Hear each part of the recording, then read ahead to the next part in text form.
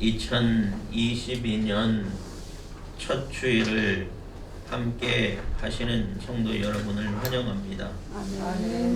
오늘은 하나님의 크신 은혜와 평강이 여러분의 삶 가운데 흘러넘치기를 주님의 이름으로 축복합니다. 하나님을 찬양하는 이유라는 주제를 가지고 오늘 말씀을 나누겠습니다.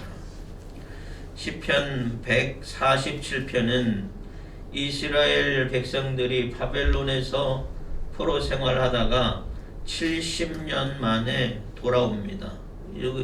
돌아와서 성벽을 재건하고 또 성전을 재건하면서 이스라엘을 회복시키시는 하나님의 은혜에 대해서 감사하며 찬양하며 지은 시가 오늘 본문 말씀이에요.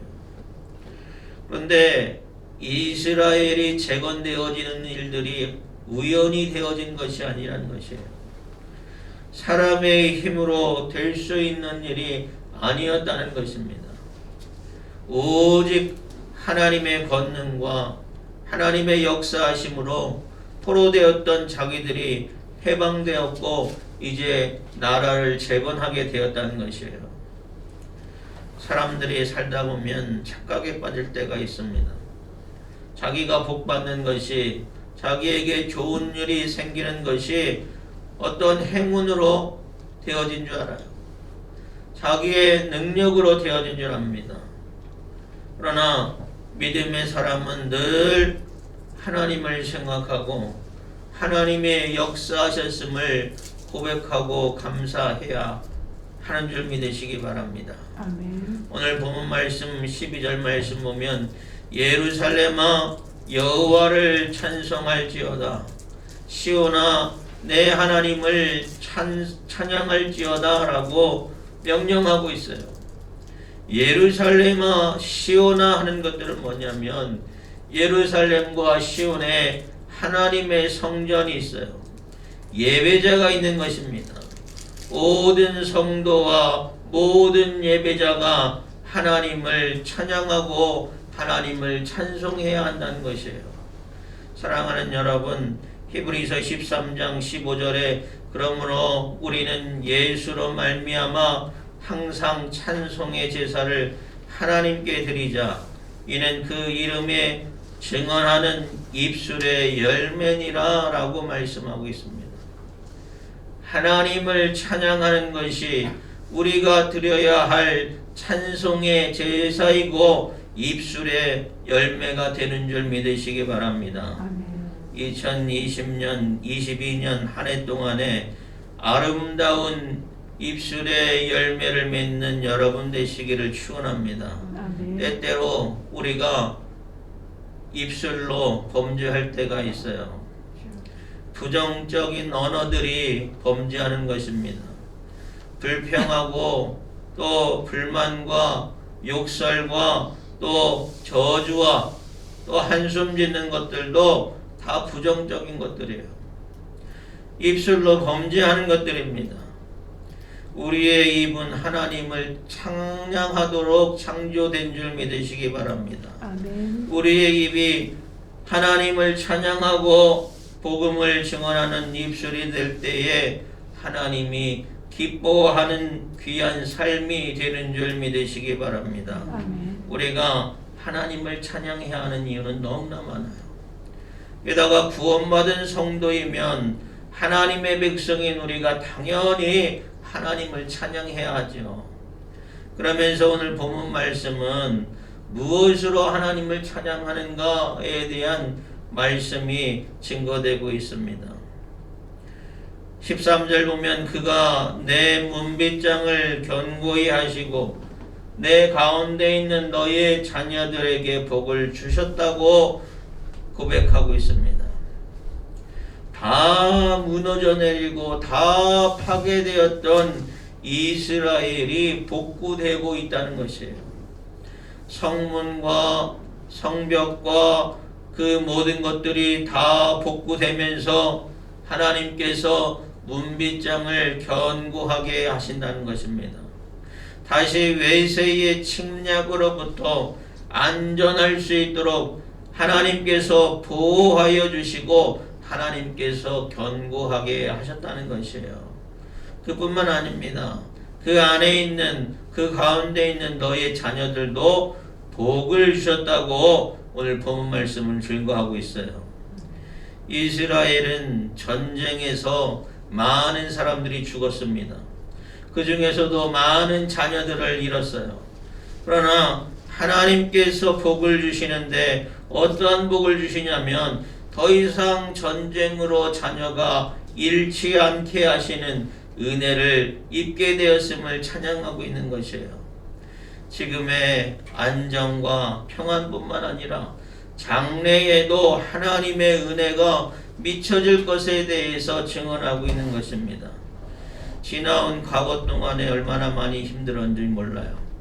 하나님께서 이제 안전을 책임져 주시고 평안을 이루게 하시고 장래에도 하나님의 인도하심과 하나님의 도우심으로 형통케 하심으로 하나님을 찬양해야 한다고 본문은 증거하고 있는 것입니다. 내가 내 인생을 아무리 잘 돌보고 내 가정을 아무리 잘 지키려 할지라도 내 인생을 내 마음대로 할 수가 없어요. 사람이 마음먹은 대로 또 사람이 계획한 대로 인생의 모습이 달라지는 것이 아닙니다. 하나님께서 지켜주시고 하나님께서 보호해 주시면 우리 인생이 더 아름다운 모습으로 되어짐을 확신하시기 바랍니다. 그래서 하나님은 내 경내를 평안하게 하신다고 그랬어요. 내 경내는 뭡니까? 내 주변, 내 환경을 말하고 있는 것이에요. 하나님이 외세로부터 또 사단으로부터 원수로부터 우리의 문빗장을 견고하게 하실 뿐만 아니라 자녀도 보호해 주시고 우리의 삶 가운데 진정한 평안과 기쁨이 찾아오게 하신다는 것이에요. 사랑하는 여러분, 우리를 지키시고 또 복 주시고 평안케 하시는 하나님으로 인하여 감사하고 또 찬양하는 여러분 되시기 바랍니다. 우리가 이러한 하나님을 신뢰하고 찬양하는 것이 마땅한 것이에요. 14절 후반에 보면 아름다운 밀로 너를 배불리며 라고 말씀하고 있어요. 그냥 밀이 아니라 아름다운 밀이라고 합니다. 흉년 중에 어렵게 얻은 곡식하고 또 풍년 가운데 잘 되어진 곡식하고 질의 차이가 크잖아요. 하나님의 이렇게 최고로 풍성한 은혜로 우리를 입히시고 먹이시겠다는 것이에요. 이스라엘은 큰 고난이 있었지만 그 고난을 잘 넘기고 남은 자에게 이렇게 하나님께서 축복해 주셨습니다. 우리도 우리의 인생 가운데 여러 가지 문제와 환난과 고난을 잘 인내로 이겨내는 여러분 되시기 바랍니다. 인내로 연단의 과정을 잘 넘기는 자에게는 이렇게 하나님께서 예비해 주신 놀라운 축복과 은혜를 있음을 믿으시기 바랍니다. 또 그것을 소망함으로 말미암아 여러분의 삶 가운데 하나님의 은혜와 평강이 있기를 바랍니다. 사랑하는 여러분, 오늘 하나님은 말씀으로 세상을 창조하신 하나님으로 우리는 믿고 있어요. 그 하나님이 말씀으로 명령하시면 이 세상이 하나님의 말씀대로 되어짐을 믿으시기 바랍니다.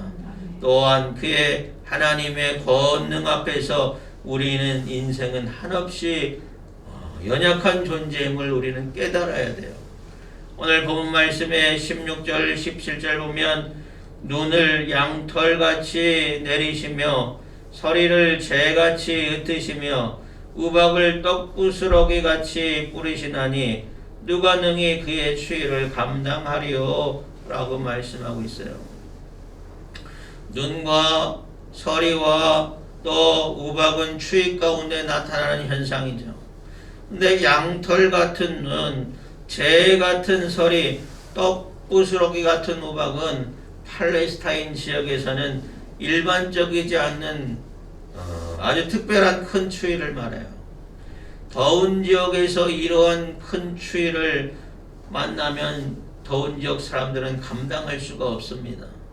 간혹 기상 이변에 대한 뉴스를 보면 더운 지역에 있는 사람들이 추위를 대비하지 못하고 얼어 죽는 사람들의 이야기를 많이 봅니다. 이러한 만물의 움직임 속에서 인간이 얼마나 연약한 존재인지, 얼마나 작은 존재인지 우리는 깨달아야 돼요. 그런데 하나님이 말씀으로 그것들을 녹이시고 바람을 불게 하신즉 물이 흐르는도다라고 말씀하고 있어요. 아무리 재앙 같은 자연재해라 할지라도 하나님이 말씀만 하시면 그것이 변하여 생수 같은 물이 되게 하신다는 것이에요. 사랑하는 여러분, 우리의 삶 가운데 아무리 큰 어려움과 문제라 할지라도 하나님이 명령하시면 그것이 변하여 복이 되는 줄 믿으시기 바랍니다. 이러한 하나님의 축복이 야곱과 이스라엘에게 전해졌어요. 또한 오늘 우리에게 전해준 줄 믿으시기 바랍니다. 우리가 그 하나님의 말씀을 보고 하나님의 역사와 은혜를 바라볼 수가 있어요. 영으로 깨어있는 여러분 되시기 바랍니다. 영으로 깨어있어서 그 하나님의 역사와 그 하나님의 은혜를 발견할 수 있는 여러분 되시기 바랍니다. 우리가 영으로 깨어있어야 그 하나님의 놀라운 은혜의 수혜자가 될 수 있는 것이에요. 하나님의 권능의 말씀 안에서 기쁨과 감사로 하나님께 나아가는 여러분 되시기 바랍니다. 우리 오늘 2022년 새해 첫 예배를 통하여 우리가 하나님을 찬양해야 하는 이유에 대해서 우리가 말씀을 은혜를 나누고 있는데, 무엇으로 하나님을 찬양할 것인가, 여러분의 삶 가운데서 찬양의 주제를 발견하시고 하나님께 감사하고 찬양하는 여러분 되시기 바랍니다. 그래서 2022년 한 해 동안 우리에 통하여 역사하실 수 있도록 준비되어 있는 여러분 되시기 바랍니다. 하나님의 말씀과 명령을 마음밭에 잘 새겨두시고 충성함으로 순종함으로 여러분을 통해서 역사하시는 하나님의 놀라운 은혜가 역사가 이루어지기를 주님의 이름으로 축원합니다.